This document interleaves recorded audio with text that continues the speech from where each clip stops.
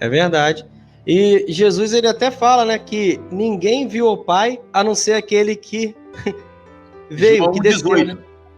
né? Ninguém viu. Aí isso aí bate certinho com o que o irmão Igor falou aí. Se viu ao Pai, quem é que ia no Éden? Quem foi o quarto homem na fornalha? Quem foi que apareceu para Moisés na sarça ardente? O Filho. Sim. É a manifestação do Filho. Então, assim, é o mesmo Deus do Testamento, é o mesmo Deus do Novo. Até o próprio Senhor Jesus, quer pegar uma outra passagem, né, que ele fala assim, eu e o Pai somos um. É João Só 10:30, né?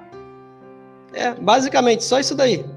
Se ele e o Pai são um, então o Deus do Antigo e o Deus do Novo Testamento é o mesmo Deus. É um. Os dois são um. Então não tem como conectar. Então, algumas doutrinas de homens, né, que vêm por si só, com um tipo de explicação sem base, vai começar a falar heresias, né? E começar a colocar em xeque aí a própria Escritura.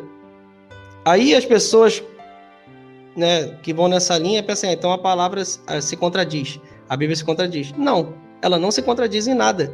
Simplesmente aquela pessoa, ela teve ali o entendimento de homem. E aí, quando ela aplica isso e fundamenta isso com base no eu dela, porque na Escritura não é, ela vai dizer que a Escritura se contradiz. Só que a Escritura não se contradiz em nada.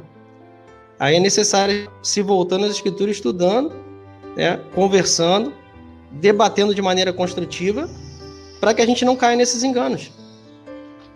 Amém? Amém, verdade. Eu quero ler um texto aqui, ó, João 5,17, fala assim, mas lhe disse, Jesus falando, né, meu pai trabalha até agora e eu trabalho também. Qual é o tipo de trabalho, então? É um trabalho diferente? O trabalho do filho é um e o do pai é outro?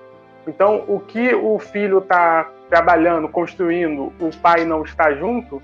Então, você vê que acontece o quê? Acontece uma dicotomia, acontece uma separação de um e de outro. E se acontece a separação, então o pai e o filho, eles não têm a mesma essência. Correto? Porque se um é mau e o outro é bom, eles não têm a mesma essência.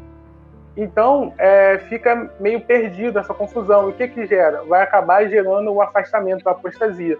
Porque você começa com a doutrina sólida, aí você começa a colocar fermento, aí você vê, agora a Bíblia tem contradição. Aí depois você vê, nossa, agora Deus não é bom.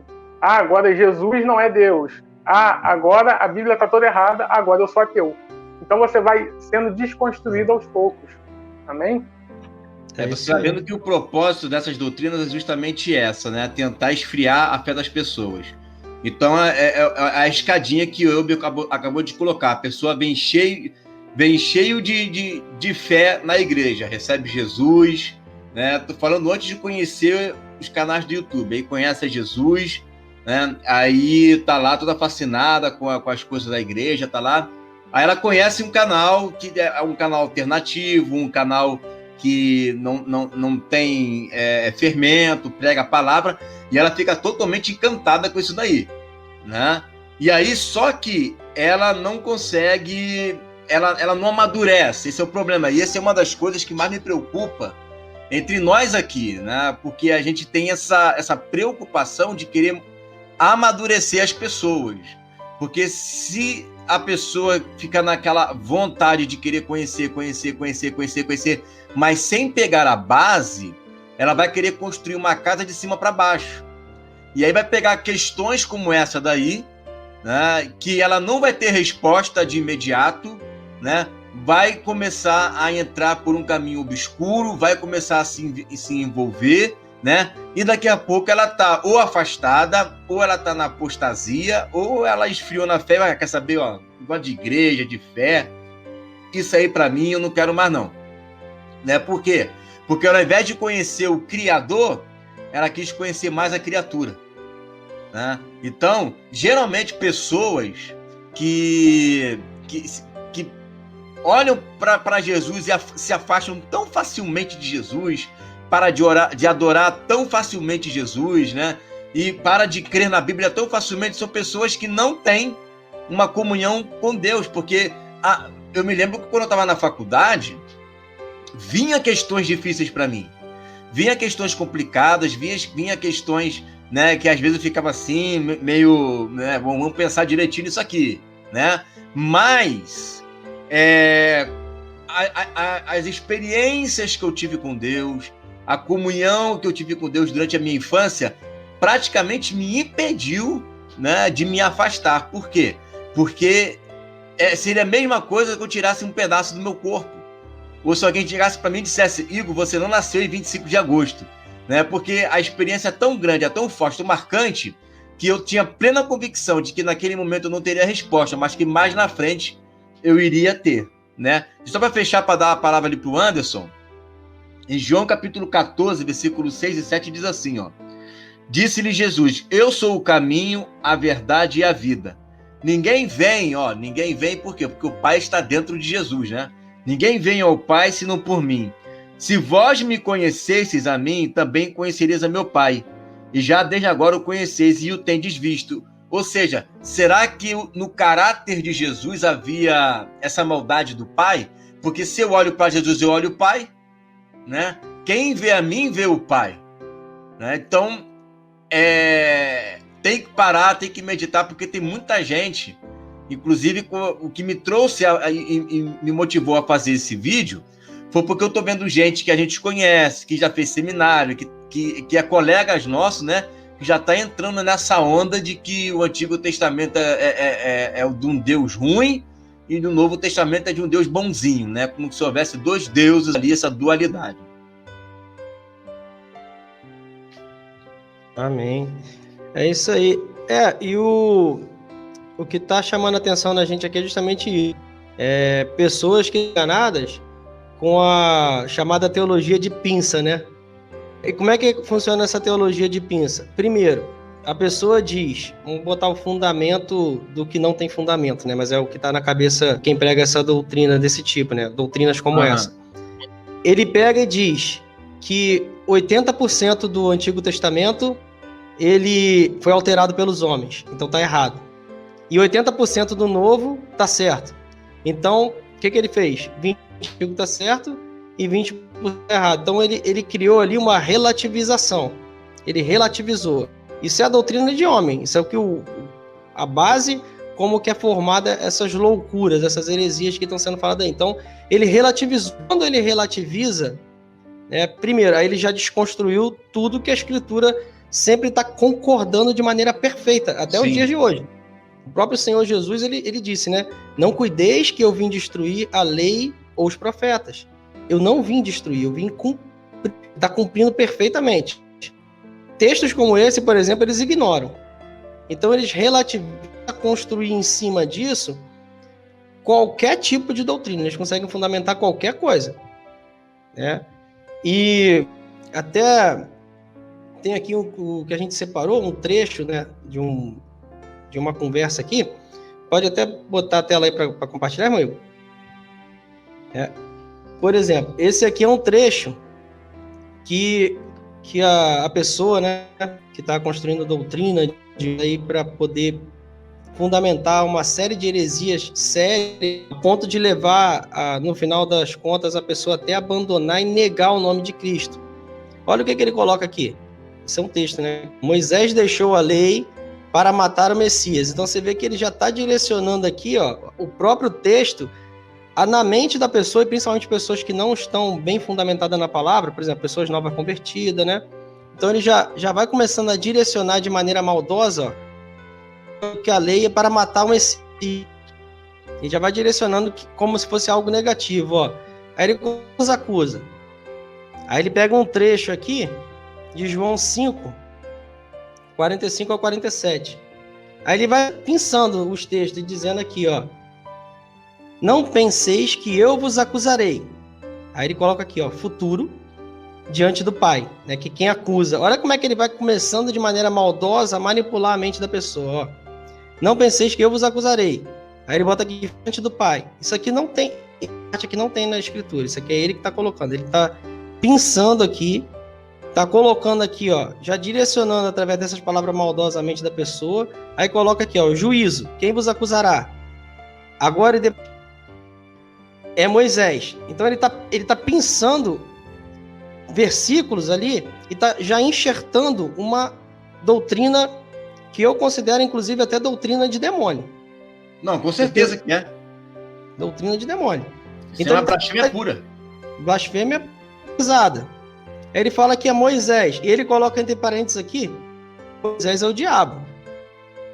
Por quê? Qual que é a ideia que ele está juntando aqui? Ele está pegando aqui uma passagem de João 5,45, depois a gente vai sobre o contexto do texto, para ver se realmente é isso que está dizendo, e ele está colocando que, como quem acusa os homens é o diabo, e que nesse pequeno versículo aqui, que ele pensou, ele colocou uma palavra que Jesus estava dizendo que quem acusará os fariseus daquele contexto ali de João 5 era Moisés. Então ele pegou, se quem acusa é Moisés e quem acusa é o diabo, ele pegou um versículo, outro dali e colocou já de maneira maldosa aqui, Moisés é o diabo.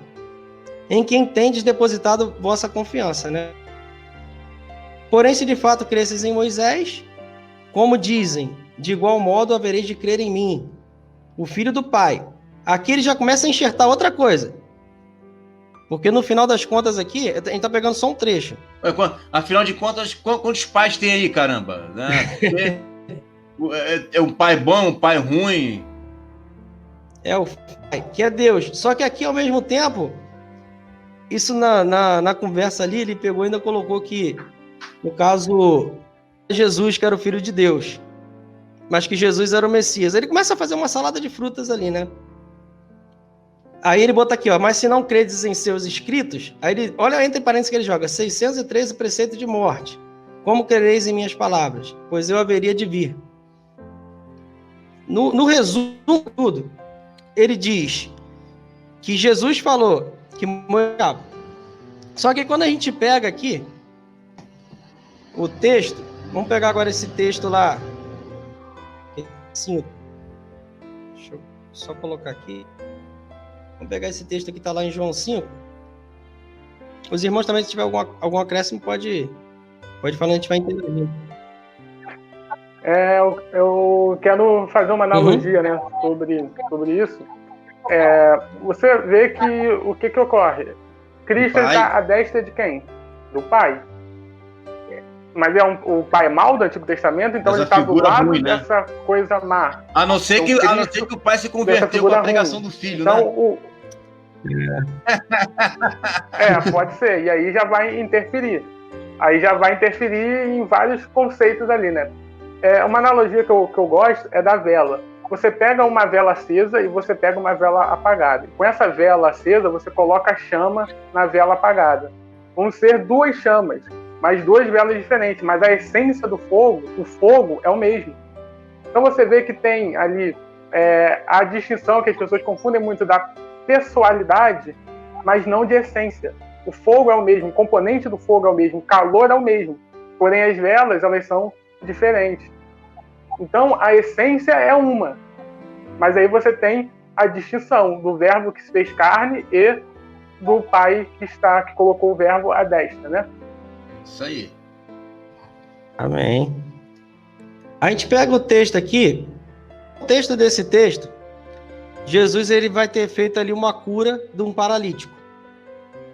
Esse paralítico, ele pega e anda. E esse era um dia de sábado.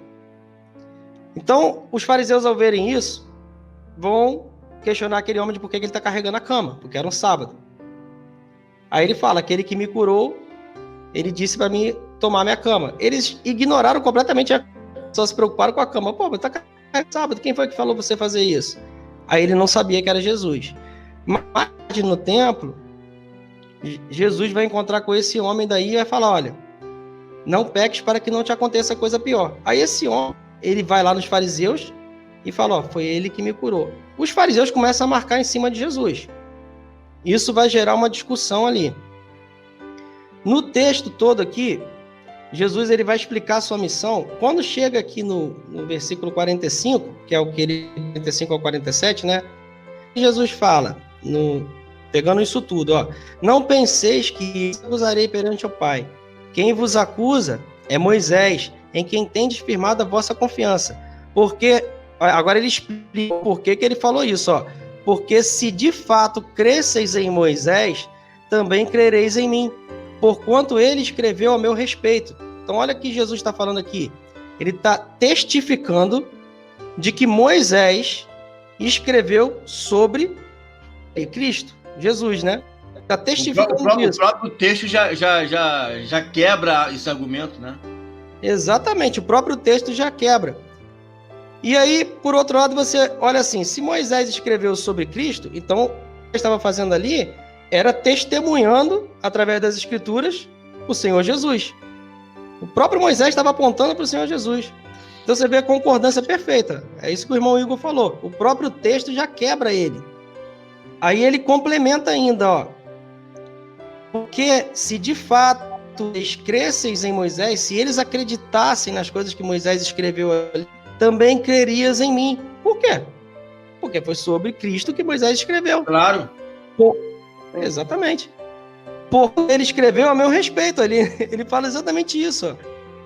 Ele escreveu a meu respeito. Se, porém, não crê nos seus escritos, como crereis nas minhas palavras?